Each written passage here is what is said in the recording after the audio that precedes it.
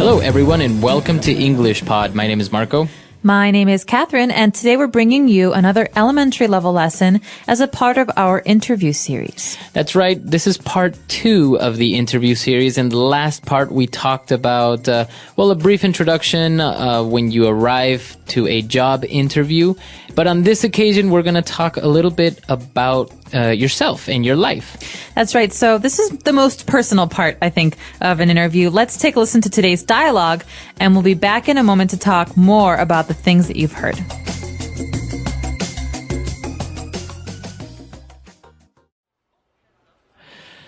Now, Miss Childs passed on your resume to me, and I've had a chance to look it over. I must say, I'm quite impressed. Thank you very much. I've tried to keep it short and clear. If there are any questions, please feel free to ask me. Well, yes, I do have a number of questions, but perhaps first you could give me a brief overview. I'd like to get a little bit of an idea of your background. Yes, of course. Well, as you can see from the resume, I'm 27 and grew up in Brooklyn, New York, although our family moved to London when I was quite young, at around 16. Ah, I see. So you were actually educated in Europe? Yes, precisely. Although I was born in the US, I would definitely call London home. But as you see, I've actually spent a lot of my life moving from country to country. My father was in the oil business before he retired, so we also spent a number of years in Saudi Arabia too. Very interesting. So it seems you had quite an adventurous childhood. Absolutely. We were never still for too long, but now I'm really looking to settle down. I see. Okay, well, let's move on to discuss your education, shall we? Sure. All right, we're back. So obviously this person had a very interesting life, and they use some pretty interesting words there. So why don't we take a look at 5 key words that we have prepared for you on Language Takeaway. Language takeaway. All right, so the first word that we have is right when Mr. Parsons talked to Miss Childs, and he said that he was very impressed with her resume. All right, so someone says, I'm impressed when they think that something that you did or something about you is very interesting or good or better than most people's. That's right. So you're kind of amazed. You're kind of, you're like, wow, right? And so this is an adjective. I am impressed. That's right. So teachers sometimes say this. Maybe when you do really, really, really well on a test, they say, hey, Marco, I'm really impressed. You got 99%. Parents say this to friends, family. So basically, this is a way to say, good job. Wow. Right, and there's also a verb. So this is the adjective, to be impressed, and the verb form would be to impress someone. So that's obviously, if you impress your teacher by studying, your teacher will be impressed. That's right. And following that, Mr. Parson has some questions about Miss Child's background. That's right. He asked her for a brief overview of her background. So we have 2 interesting words there. An overview. What is an overview? An overview is like a summary. It's basically a way to ask for someone to give you a lot of information in very few words. That's right. So you don't really want too much details. You don't want somebody to tell you their life in detail. You just want a brief summary. Right. So not, I was born on August 11th in 1979 and I was, and then I went into this. No, this is basic, simple, this is where I'm from. This is where I went to school, the end. And, he wanted a brief overview of her background. What exactly is her background? Well, think about the word back. Okay. That means behind. Or in this case, background is your personal history. So you could ask someone, what's your background? It means, where are you from? Or, what have you been doing up to now in your life? That's right. And precisely when he asked her about her background, now she's starting to talk about her life. In general terms, as we said, it's an overview. So she said that she's 27 and she's from Brooklyn, etc. So she starts giving very general information about herself and her life. Exactly. So when she starts to do this, Mr. Parson has more specific questions about her life because he wants to know details. So he asks her then where she was educated. So this phrase, to be educated, is very important. That's right. So he's asking her, you studied in Europe. That's right. To be educated means to have someone teach you or to go to school somewhere. So, for example, I was educated in America. Where were you educated, Marco? I was educated in Chile. Wow. So you've been educated in a number of different places, right? At home and in a different country. Right. But you can also specify the university name, right? For example, I was educated at Harvard. Can you say that? You can. Or I was educated at a number of different schools. So you can say, I studied or I was educated. All right. And well, apparently she was moving around from Europe, United States. So Mr. Parsons says, wow, it seems that you had an adventurous childhood. Okay, this is a great adjective, adventurous. You can say a person is adventurous. So Marco is very adventurous. He likes to jump out of airplanes. But you can also say that an experience is adventurous, like moving around a lot as a child.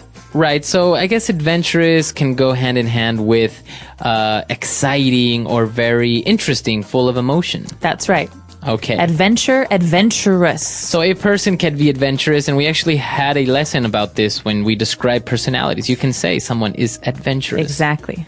All right, very good. So 5 key words that we just took a look at. Why don't we go back, listen to the dialogue again, and we'll be back to talk a little bit more on Fluency Builder.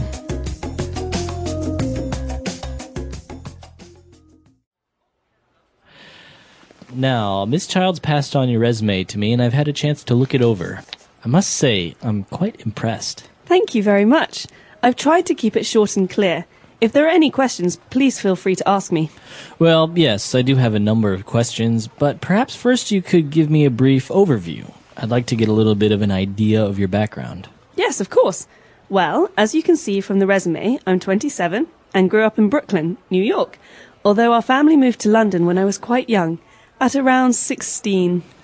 Ah, I see. So you were actually educated in Europe? Yes, precisely. Although I was born in the US, I would definitely call London home.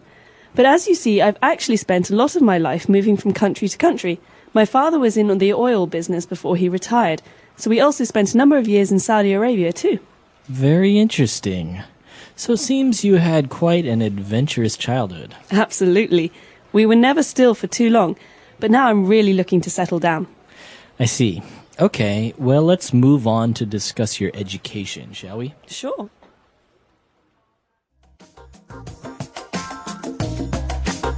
All right, we're back. So we have 4 phrases for you on Fluency Builder prepared, and let's start on with the first one. Fluency Builder. Okay, so at the very beginning, Mr. Parsons is continuing what he was saying in our first part.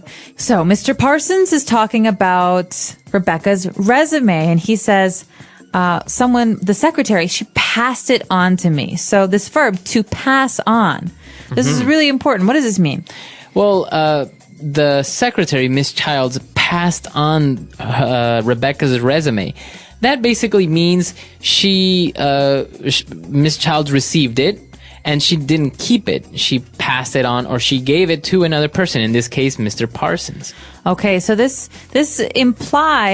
shows that something doesn't stay with one person, like you said, Marco, but it moves from one person to another person. So, for example, my mother told me to pass this message on to you. The message is not for me, it's for you. I think also with physical traits, like maybe if your mother had green eyes, you can maybe say, my mom passed on her eye color onto me. That's right. So you got it from her. All right. So that's what happened with the resume. And he said, well, she passed it on, and I've had the chance to look it over. Okay. So think about this as a chunk, as a group of words that we use together. To look something over, we can say, hey, Marco, when you have a minute, can you look this over for me? Okay. So that means to examine or to take a look. Take a look at. That's right. So to look something over or to look it over. All right. So basically to examine, maybe in close detail, right? You actually take the time to read it. That's right. Okay. And then later on, they started talking about her background. As we know, she was from Brooklyn. She grew up in Brooklyn, and then she moved to London. And so Rebecca described how she spent most of her life moving from country to country. Okay, from country to country. This means that she moved to many different countries. Okay, so if I live in America all my life, I never moved from country to country. You could say this about many different things, from place to place, from town to town. It means that you go from one place to another. That's right. So as you said, if you replace the noun country, you can say from town to town. You can even say from house to house. I went from house to house asking for money. That's right. So from to Exactly. So from something to something. And for our final phrase, she was talking about how she's moved around so much that she's actually ready to settle down. Okay, to settle down. This is a really important phrase, and I think it's something a lot of people do when they're maybe in their 30s or 40s. They don't want to move anymore. So to settle down means to stay in one place. Exactly. So you stay in one place. And it can have a lot of different meanings as well. For example, to get married, many people say that's settling down. It means you want to stay in one place and have a family. Or to buy a house, because it means that you will live there for a long time. Exactly. So to settle down. So a lot of interesting phrases there, a lot of words, and this is, as we said, part 2 of our series. So I think it would be worthy for us to listen to this dialogue one last time, and we'll be back to talk a little bit more.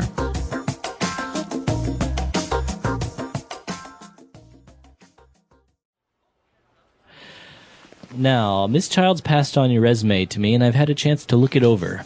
I must say, I'm quite impressed. Thank you very much. I've tried to keep it short and clear. If there are any questions, please feel free to ask me. Well, yes, I do have a number of questions, but perhaps first you could give me a brief overview. I'd like to get a little bit of an idea of your background. Yes, of course. Well, as you can see from the resume, I'm 27 and grew up in Brooklyn, New York, although our family moved to London when I was quite young, at around 16. Ah, I see. So you were actually educated in Europe? Yes, precisely. Although I was born in the US, I would definitely call London home. But as you see, I've actually spent a lot of my life moving from country to country.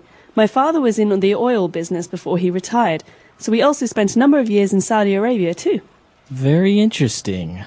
So it seems you had quite an adventurous childhood. Absolutely. We were never still for too long, but now I'm really looking to settle down. I see. Okay, well, let's move on to discuss your education, shall we? Sure.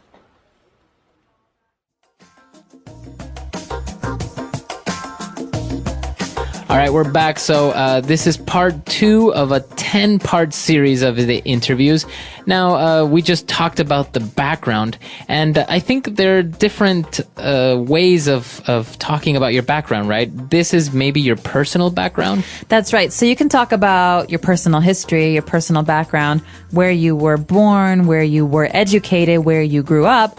But a lot of times we also have to talk about other parts of our background, like our work background, or like next week, our educational background. That's right. So part 3, we're going to take a look at your educational background. And it's going to be very important because I think in many interviews, people have a hard time describing what they studied or maybe describing exactly what they did during university or college or master's degree or something. Exactly. And we're not talking about elementary school or high school. We're specifically talking about university background here. So, like you're saying, Marco, what was your major? What was your minor? What was your area of study? These are great, great, great phrases that are very important for an interview. And so we hope that if you have any questions, you'll let us know. Our website is englishpod.com, and stay tuned for next week's episode. That's right. Okay, so we'll see everyone on the website, and until next time. Bye. Bye.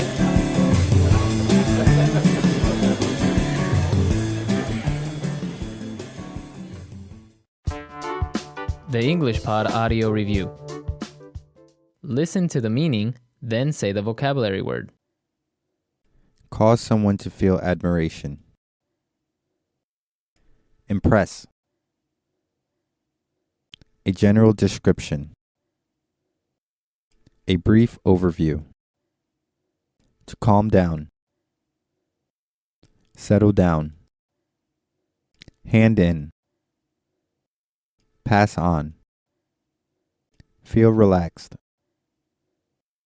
Feel free. Let's try that faster. Hand in. Pass on. A general description. A brief overview. Feel relaxed. Feel free. To calm down. Settle down. Cause someone to feel admiration. Impress. Now say the word and hear it in a sentence. A brief overview.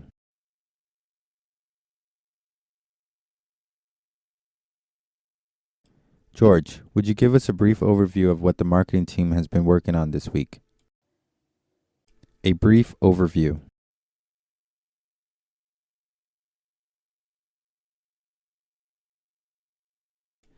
This guidebook doesn't have a lot of detailed information about Paris. It just provides a brief overview. A brief overview.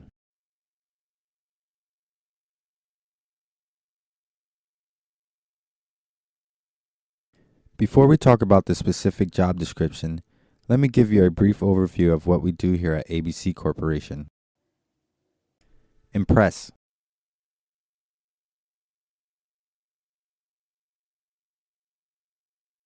Well, Jeff, I'm really impressed with your photography skills. These pictures are beautiful. Impress.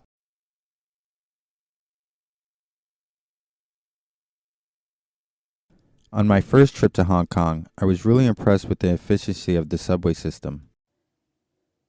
Impress.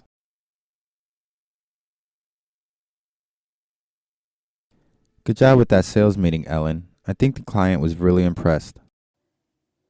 Pass on.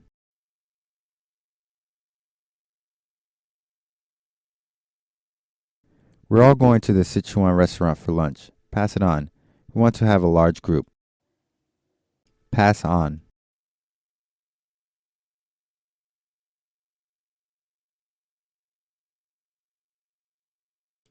Linda, after you add the most recent QC figures to the report, please pass it on to Mr. Wang. Pass on.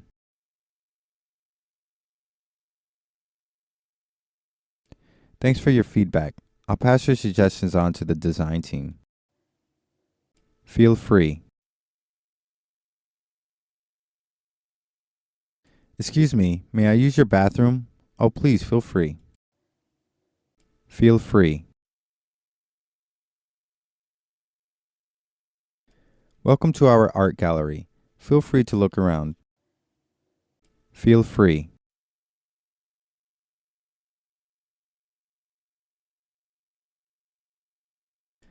After listening to this English pod lesson, please feel free to post your questions and comments on our website. Settle down. Children, settle down, please. It's time to begin class. Settle down.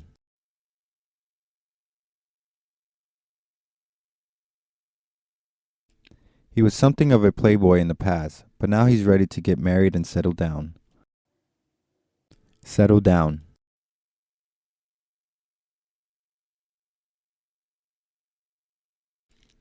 After living in the city so long, I'd really like to settle down in a small town.